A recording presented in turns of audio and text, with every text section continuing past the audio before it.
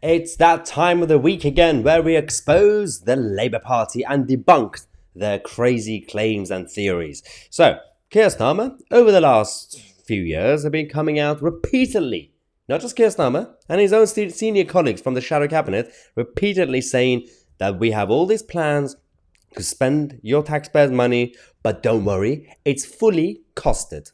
What you've got from Labour is a fully costed plan to deal with the increases that are likely to come in the autumn and early next year. It has all been properly costed. Right. Our scheme is fully funded, and of course our scheme actually... But it is all properly costed. About it. So our scheme is fully funded, and it's fully funded partly by this windfall tax on the oil and gas companies making excess profits. It's fully costed, it's fully funded, everything is fine, but somehow they have one or two policies, tax policies, that will fund everything. One of them is the windfall tax, the other one is capital gain tax. Apparently, those two will fund everything in the whole country for the next 50 years, and they also want to hit net zero targets. Sure.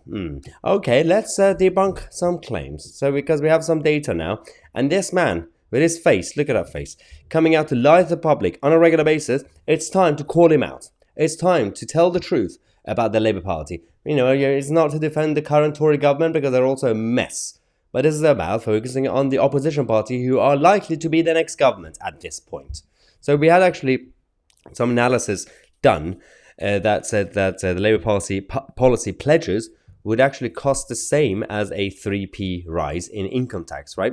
So this was the Institute for Fiscal Studies, and the head of it, Paul Johnson, warned that it is hard to say how, without tax rises, that they do anything more generous than is currently planned. So at least 3% increase on income tax. That's not the top rate, that's the whole of income tax. The majority of income tax is actually from the lower and middle income section of society. So you have to increase that, and you have to borrow more in order to hit all these promises. So look at this chaos. On the left-hand side, we've got the capital spending. So they got the Northern Powerhouse Rail, £26 billion. You got green plans, £28 billion. Then you got the Energy Industry Contingency Fund, £1 billion. So total is £55 billion, right? The day-to-day spending. You got universal childcare, which they also want to turn the whole education system into the NHS. That's a different point we're going to talk about in a second. Universal childcare is £13.6 billion. Reinstating 0.7% of GDP on foreign aid is £5.5 billion. Police officer recruitment, £400 million. Breakfast clubs for rich kids, £345 million. They want to basically feed the rich kids for free. It's stupid. Police hubs, £283 million. 8,500 mental health workers, £280 million. Total every year will be £20.4 billion. This is just a section of what is the government spending and what it will be under the Labour government, right? Now, the whole biggest problem is, wait for this one.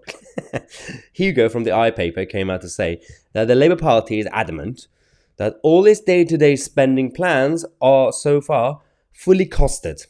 Now, Rachel Reeves, who's Shadow Chancellor, is keeping colleagues firmly in line. But a close analysis of their promises show that they would need to tax more, borrow more, or cut elsewhere. So either tax more, or take more money from Chinese banks, or do austerity cuts.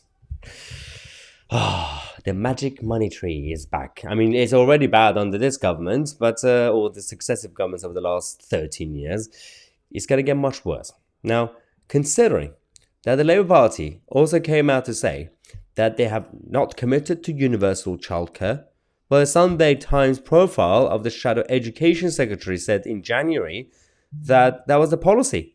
That she said that Labour's childcare policy would be comparable with the founding of the NHS. Hang on. So they come out one day to say they want to turn the education system into the NHS, like how that works so well for our universal healthcare system.